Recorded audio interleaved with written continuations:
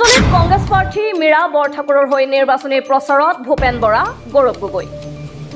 মুছলমান লোকে বিজেপিক ভোট দিলে পাপ লাগিব মীৰা বৰঠাকুৰ লোকসভা নিৰ্বাচনৰ তৃতীয় পৰ্যায়ৰ ভোট অনুষ্ঠিত হোৱাৰ মাজত মাত্ৰ কেইটামান দিন বাকী ৫ নং গুৱাহাটী লোকসভা সমষ্টিৰ বিজেপি প্ৰাৰ্থী বেজুলী কলিতা মেধি আৰু কংগ্ৰেছ প্ৰাৰ্থী মীৰা বৰঠাকুৰৰ মাজত চলিছে তীব্ৰ প্ৰতিদ্বন্দ্বিতা সংখ্যালঘু ভোটাৰ লক্ষ্য হৈ পৰিছে দুয়োটা ৰাজনৈতিক দলৰ কামৰূপ জিলাৰ নৱগঠিত ২৭ নং চমৰীয়া সমষ্টিৰ প্ৰাণকেন্দ্ৰ কুণ্ডলীত কংগ্ৰেছ আৰু বিজেপিৰ মাজত চলিছে তীব্ৰ নিৰ্বাচনী প্ৰচাৰ যুঁজ দুয়োটা দলেই বুৱাই দিছে আশ্বাস আৰু প্ৰতিশ্ৰুতিৰ বন্যা নিজৰ প্ৰাৰ্থীক জয়ী কৰাবলৈ সৰ্বশক্তি প্ৰয়োগ কৰি নামিছে প্ৰচাৰ অভিযানত ৩০ এপ্ৰিল তাৰিখে মুখ্যমন্ত্ৰী ডক্টৰ হিমন্ত বিশ্ব শৰ্মাই বেজুলী কলিতা মেধিৰ হৈ কুণ্ডলী উচ্চতৰ মাধ্যমিক বিদ্যালয় খেলপথাৰত অংশগ্ৰহণ কৰিছিল বিশাল নিৰ্বাচনী প্ৰচাৰ সভাত সেই একেখন খেলপথাৰতে আজি আকৌ কংগ্ৰেছৰ ৰথী মহাৰথীৰ উপস্থিতিত অনুষ্ঠিত হৈছে এখন বিশাল নিৰ্বাচনী প্ৰচাৰ সভা মুখ্যমন্ত্ৰীয়ে কুণ্ডলী অঞ্চলৰ ৰাস্তা ঘাট দলং নদী বান্ধ বিজ্ঞান কলেজ আদি উন্নয়নমূলক কাম কৰি দিয়াৰ আশ্বাস প্ৰদান কৰে সমান্তৰালকৈ কংগ্ৰেছেও ভোটৰ ৰাজ্যক উন্নয়নৰ আশ্বাস প্ৰদান কৰে নিৰ্বাচনী প্ৰচাৰ সভাত বিধায়িকা নন্দিতা দাস বিধায়িকা শিৱামণি বৰা প্ৰাক্তন মন্ত্ৰী গোপীনাথ দাস কামৰূপ জিলা কংগ্ৰেছৰ সভাপতি কংকন দাসৰ লগতে কংগ্ৰেছৰ বিভিন্ন পৰ্যায়ৰ নেতা কৰ্মীসকল উপস্থিত থাকে মানুহৰ মাজত মুছলমান সম্প্ৰদায়ৰ লোকসকলক ঘৃণাৰে উপচাই দিছে এইখন ফিল্ডত অসমৰ মাননীয় মুখ্যমন্ত্ৰী হিমন্ত বিশ্ব শৰ্মাই মিটিং কৰি গৈছে নাই ভোট দিব নেকি মই আপোনালোকক কৈছো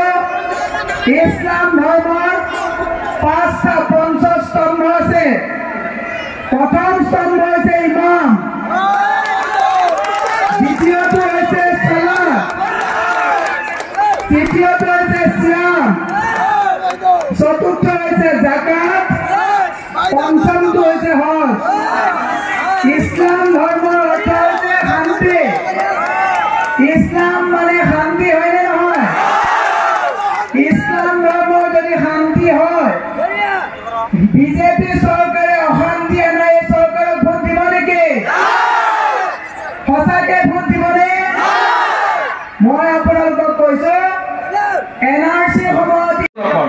ল'ৰা ছোৱালীক পঢ়াব লাগে বয়োজ্যেষ্ঠসকলক চাব লাগে ঘৰখন চম্ভালিব লাগে কিন্তু মামাই আপোনালোকৰ সময় নষ্ট কৰি গছ পুলি ৰুবলৈ গ'লে ১০,০০০ টকা ক'লে আপোনালোকে পাব ১০,০০০ টকা আজি কোনো পোৱা নাই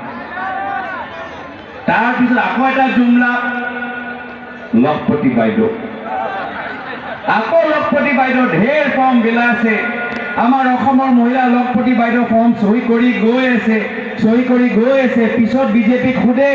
হেৰা মোৰ লখপতি বাইদেউ কি হ'ল তেতিয়া বিজেপিয়ে কয় বাইদেউ ফটো ভালকৈ ওলোৱা নাই বাইদেউ ফৰ্মত আপোনাৰ নামটো ভালকৈ লিখা নাই বাইদেউ ছেটেলাইটত আপোনাৰ ঘৰৰ লোকেশ্যন আমি পোৱা নাই এটা কথা মই ক'বলৈ বিচাৰোঁ যেতিয়ালৈকে হিমন্ত বিশ্ব শৰ্মা ডাঙৰীয়া অসমৰ মুখ্যমন্ত্ৰী হৈ থাকিব অসমৰ ভিতৰত মাত্ৰ এগৰাকীহে মহিলা লখপতি বাইদেউ হৈ থাকিব সেই বাইদেউগৰাকী এতিয়া দিছপুৰত থাকে আপোনালোকে হ'ব নোৱাৰিব যেতিয়ালৈকে হিমন্ত বিশ্ব শৰ্মা ডাঙৰীয়া অসমৰ মুখ্যমন্ত্ৰী হৈ থাকে এগৰাকীহে বাইদেউ দিছপুৰত লখপতি বাইদেউ হ'ব পাৰে যিগৰাকী বাইদেউ য'তে চকু পৰে তাতে মাটি কিনিবলৈ ইচ্ছা কৰে ক'ৰবাত বাগান দেখিছে বাগান কিনিছে ক'ৰবাত বিল্ডিং দেখিছে বিল্ডিং কিনিছে আপোনালোকৰ ঘৰত যদি চকু পৰে আপোনালোকৰ ঘৰখনো কিনি ল'ব এনেকুৱা এটা অৱস্থা মিছলীয়া প্ৰচাৰ এই লখপতি বাইদেউ আৰু এতিয়া আকৌ কি কৰিছে মিছলীয়া ফৰ্মবোৰ বিতৰণ কৰিছে ভুৱা অৰুণোদয় ফৰ্ম বিতৰণ কৰিছে এয়া হৈছে বিজেপি চৰকাৰ মাত্ৰ মিছা আৰু অপপ্ৰচাৰৰ নামত তেওঁলোকে আপোনালোকৰ ভোট লৈছে কিন্তু য'ত আপোনালোকে মাত্ৰ ফৰ্ম চহী কৰি গৈ আছে এইখন চৰকাৰে কি কৰিছে লাহে লাহে ঘৰৰ ভিতৰত গাঁৱৰ ভিতৰত আপোনালোকৰ ল'ৰা ছোৱালী পঢ়ি থকা চৰকাৰী স্কুল বন্ধ কৰি আপোনালোকৰ যুৱকৰ ভৱিষ্যত ধ্বংস কৰা গাঁৱৰ ভিতৰত এতিয়া মদৰ দোকান খুলিবলৈ আৰম্ভ কৰিছে আমি কথা দিছো শ্ৰদ্ধেয় ৰাইজ আমাৰ চৰকাৰ আহিলে